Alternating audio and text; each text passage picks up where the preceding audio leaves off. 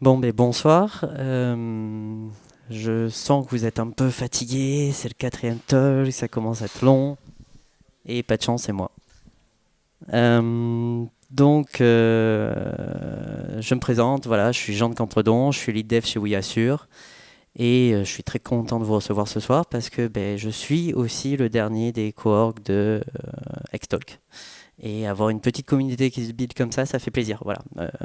Faut pas croire, ça demande beaucoup d'efforts et on est très très très très content d'avoir autant de monde ce soir. Ok, très très rapidement, je fais un tout petit instant promo pour WeAssure parce que quand même, c'est ma boîte.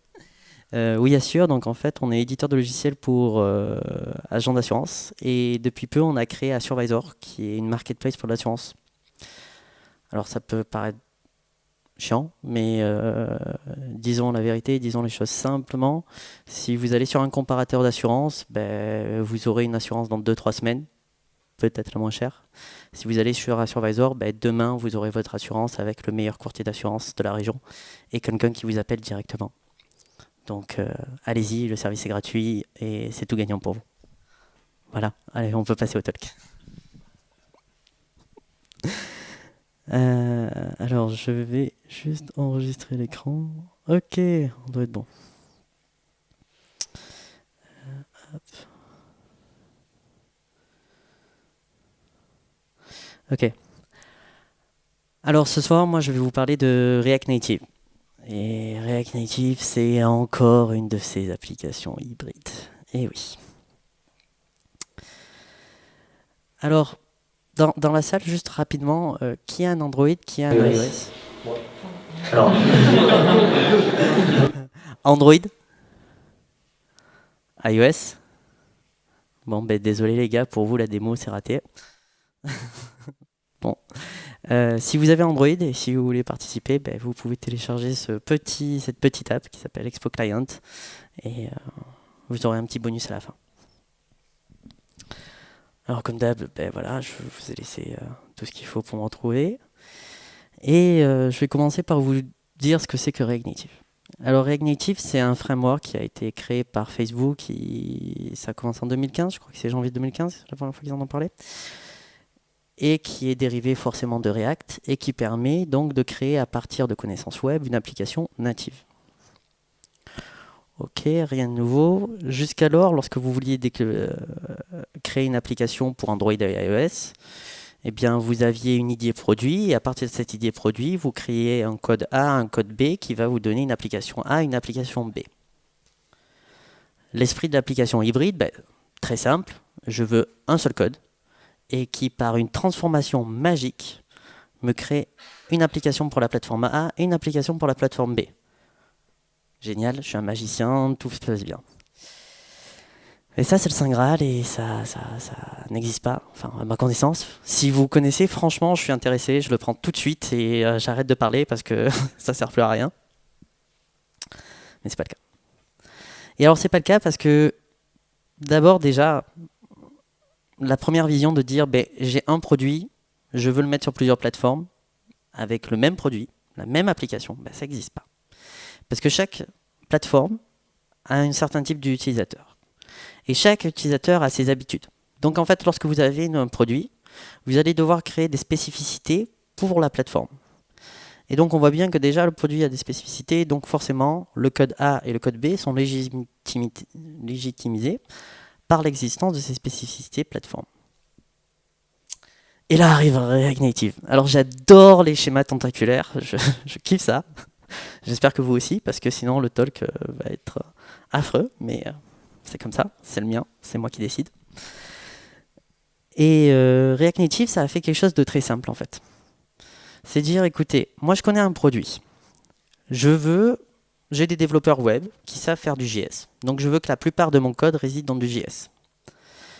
Je veux développer des apps par contre sur iOS et Android.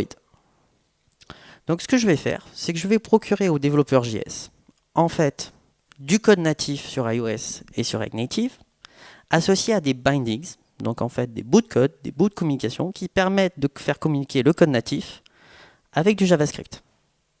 Et en plus, ces bindings vont être spécifiques à la plateforme. Et on va permettre aux développeurs, tout simplement, de créer du code JS spécifique à chaque plateforme ou unifié. Résultat des courses, lorsque vous développez une application React Native, vous écrivez 90%, même 95% de JS, peut-être 5% de code natif. Il vous laisse faire votre code natif custom comme vous en avez envie. Si ça vous plaît pour des perfs, vous pouvez y aller. Je vous le déconseille, pour les raisons que Fabien a évoquées tout à l'heure, mais on peut en reparler.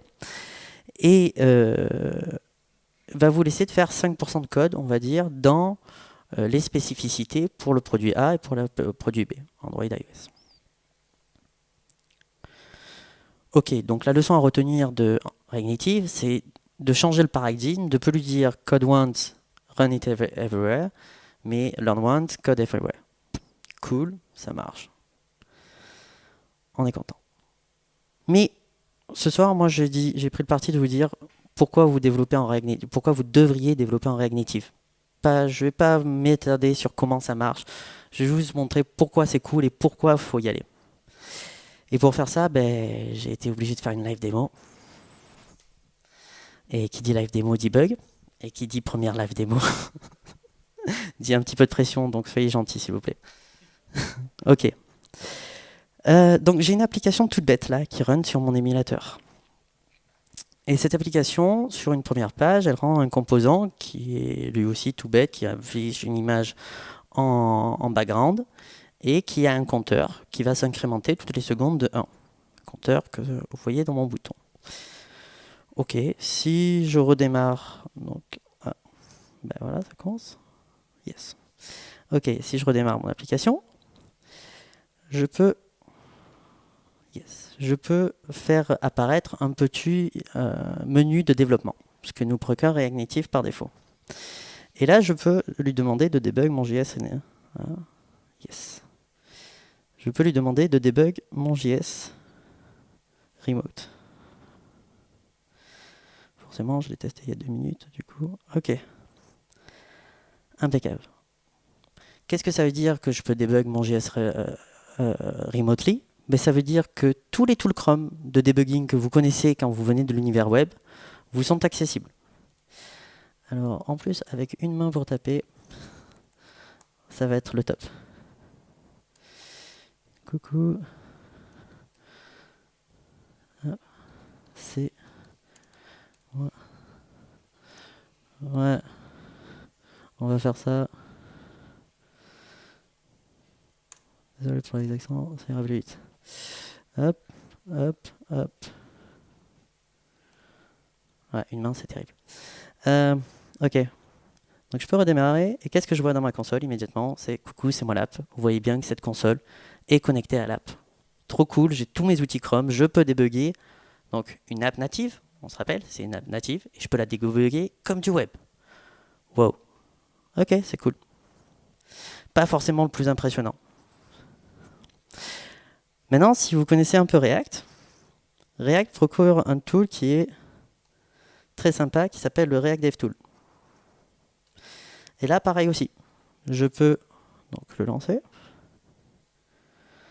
relancer mon app. Il va se connecter tout seul. Et là, je peux chercher mon component, qui s'appelle HomeScreen, je vous le dis.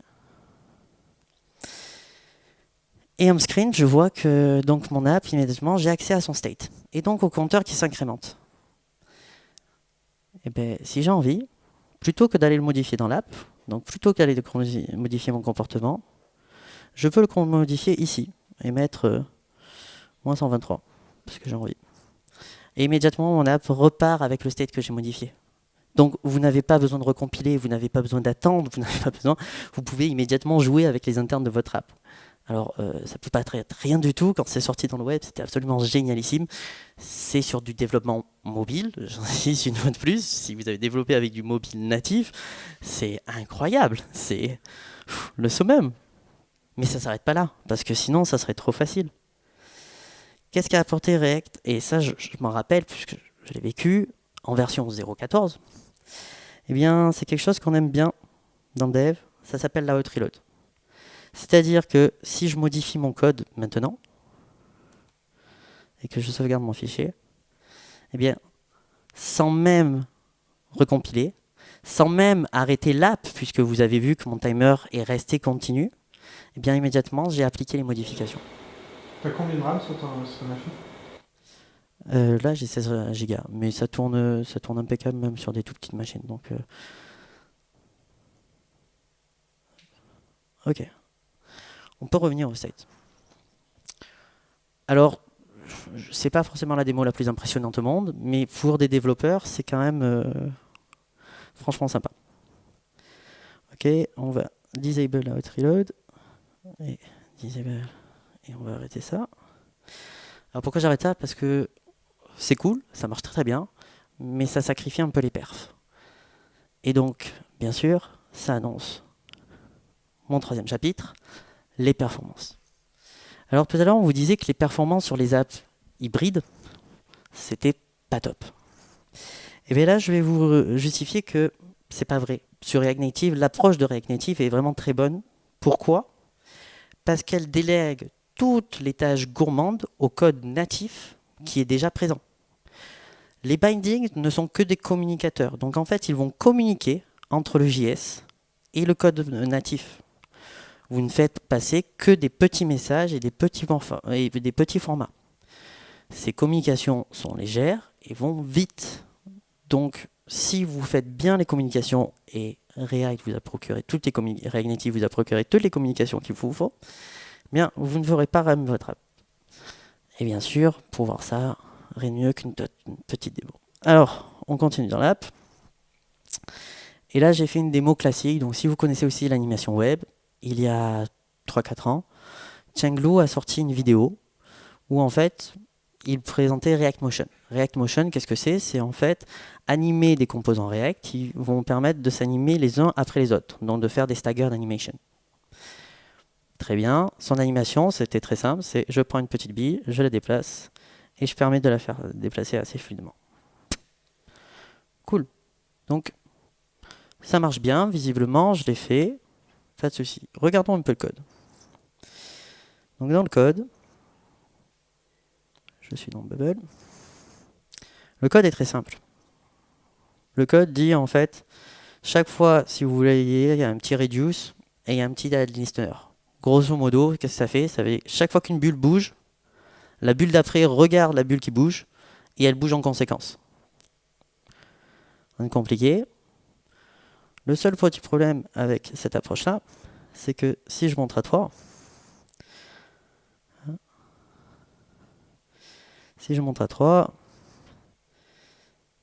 eh ben, on commence déjà à sentir que ça rame. Si je passe à 4, n'en parlons pas, ça ne bougera plus.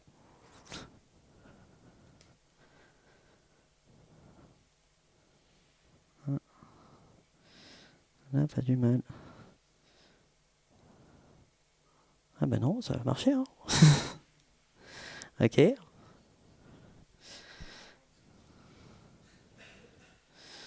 On va passer à 10. Je crois que je l'ai testé toujours avec en fait les trucs, les DevTools allumés. Donc forcément... mais du coup, ça fera pas du tout d'effet si j'arrive pas à le faire laguer. Voilà. À 10. Le JS n'arrive plus. Parce que qu'est-ce qui se passe chaque fois que en fait, si la première boule bouge, la deuxième boule regarde la première boule bouger, elle se met à bouger, donc la troisième boule regarde, elle se met à bouger. Donc qu'est-ce qui se passe? Chaque fois que vous bougez votre doigt, j'envoie un message, le code natif envoie un message au JS. Le JS répond quelque chose au code natif, qui va faire bouger, qui va envoyer au JS. Donc vous avez 20 échanges. Les 20 échanges, c'est trop lourd. Ça ne peut pas se faire en 16 millisecondes, 20 échanges. Donc forcément, vous allez avoir du lag. Maintenant, si...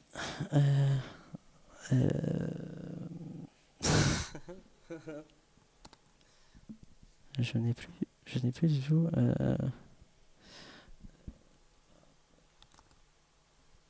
Ouais, je vais le poser.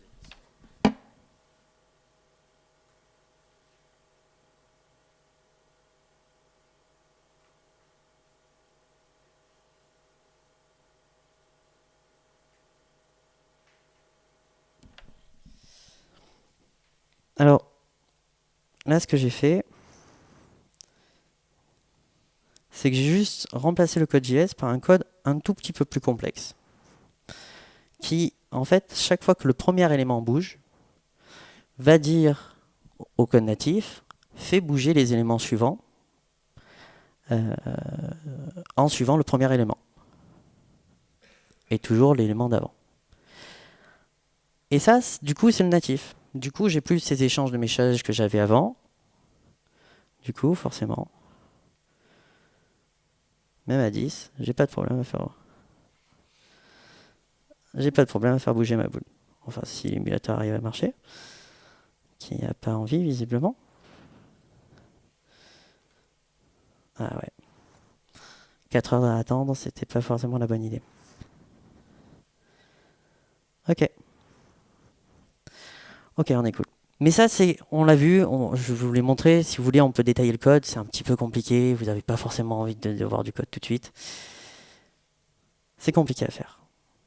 C'est pourquoi React vous a donné quelque chose qui est encore plus extraordinaire que ça, qui s'appelle du Layout Animation. Et ce petit module, qu'est-ce qu'il fait? Il va gérer les animations pour vous gratuitement. Il va vous dire, donc si on regarde le code, une fois de plus, Auto Transition, il doit être dans celui-là. Si je regarde le Auto Transition, qui est là aussi assez simple, vous voyez mes callbacks. Tout ce que je fais, quand je dis move, c'est change les points de position et débrouille-toi pour faire que ça s'anime. Et ça s'anime. Merveilleusement bien. Parce que quand je dis merveilleusement bien, c'est que si je pose tranquillement mes mouvements sont linéaires. Maintenant, si je vais un peu vite, vous voyez bien que les mouvements sont modélisés par des springs. Et donc on voit bien des mouvements fluides entre les positions, des vitesses continues, des positions continues, ce qui est quand même beaucoup plus agréable pour vos utilisateurs. De plus, de la même façon, il gère les ajouts. Les enlèvements par des animations, et il peut tout gérer en même temps. Sans aucun problème. Et quand je vous parlais de perf tout à l'heure, ça ramera pas. Vous pouvez y aller. Et là, je suis dans une app de production, dans une app de développement. Donc forcément, les apps de développement, ça marche pas forcément aussi vite que les apps de production. Voilà pour les performances. Donc, mon message, c'est aussi performant que le natif. Mais vraiment, c'est-à-dire que vous avez une commande qui est faite par le JS qui va dans le natif et ça devient aussi performant. Donc si vous optimisez bien votre code, plus aucun problème de performance. Quatrième point, très vite, la communauté. Si je vais sur NPM et que je tape React Native, j'ai 16 000 packages. Je crois que Vue.js en a 23 000. Je crois qu'Angular en a 28 000. C'est quelque chose qui a 2 fois moins de temps d'existence qu'Angular et ça en a quasiment autant. Vous aurez une communauté stable et en plus vous avez Facebook qui vous backait. Pas de souci, vous pouvez y aller. Et enfin, par rapport au développement mobile, c'est que ça a des petits plus. Vous vous rappelez de mon schéma super compliqué? La plupart de votre code, c'est dans du JS. Et le JS, qu'est-ce que ça sait très très bien faire? C'est mettre à jour son code.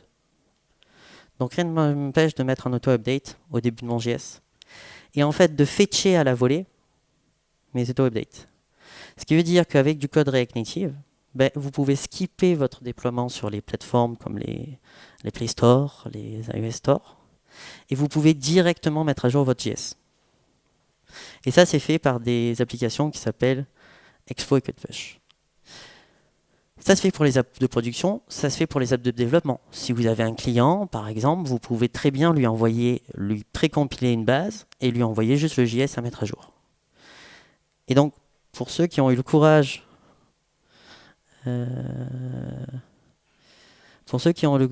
de télécharger Expo Client, hop. Eh bien, Expo, ça vous permet de faire ce genre de petites choses qui sont assez magiques. Et je vais le mettre sous le tunnel, comme ça, vous pourrez la voir. Si vous ouvrez votre app Expo Client et que vous scannez ce QR code, normalement, vous devriez avoir, comme par magie, au bout d'un peu de temps de téléchargement, bien entendu, eh bien l'application que vous venez de voir. D'accord? Ah, comme ça?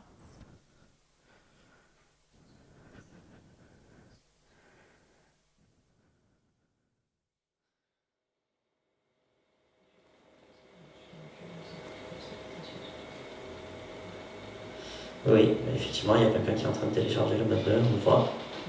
Et normalement, on va voir en plus tous les components, tous les devices se mettre en place les uns après les autres.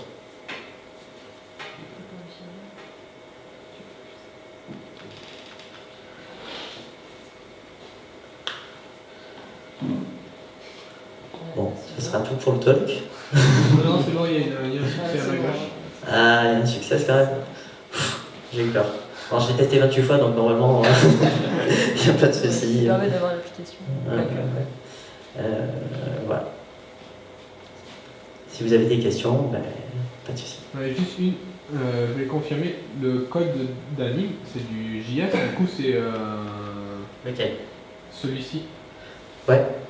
Il est à JS, du coup il est cross vendor. Il est cross-plateforme, ouais, totalement. C'est-à-dire que, alors, le layout animation, en fait, les animations sur React Native sont basées sur un module qui s'appelle Animated. Animated, c'est en fait une solution qui permet en fait de créer des springs. Les springs, c'est juste une modélisation physique et qui vont être injectés dans des composants animés qui vont justement se render leur propriété de container tout en mémorisant tous les composants fils. Ce qui permet d'avoir des performances accélérées et surtout si tu travailles sur du GPU. Mais ils sont allés plus loin dans l'intégration, c'est qu'ils ont permis de faire du use native driver, c'est-à-dire que c'est une propriété que vous rajoutez sur vos animated et vous déléguez complètement l'animated en fait au natif. Et si vous déléguez ça au GPU, vous avez les perfs de GPU. C'est ce que fait Layout Animation. Toute petite précision, Layout Animation marche exceptionnellement bien sur iOS, un tout petit peu moins bien sur Android. Voilà. Oui. Il n'y a pas trop de problème avec quand tu fais du code push, enfin l'équivalent avec React Native et le store iOS qui des fois dit non, faut pas trop faire de. Faut passer par le store pour faire l'update de l'application. Moi j'en ai toujours fait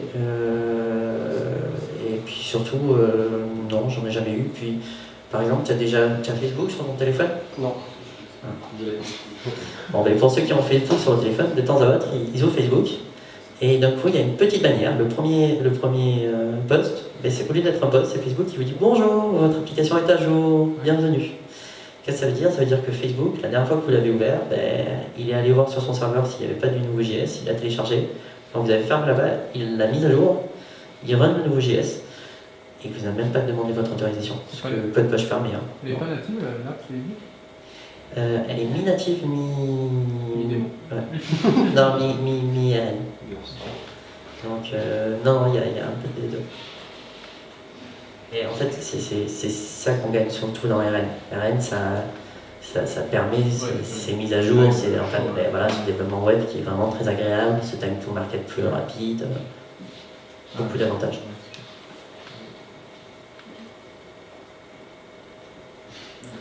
Ça y est, il dort.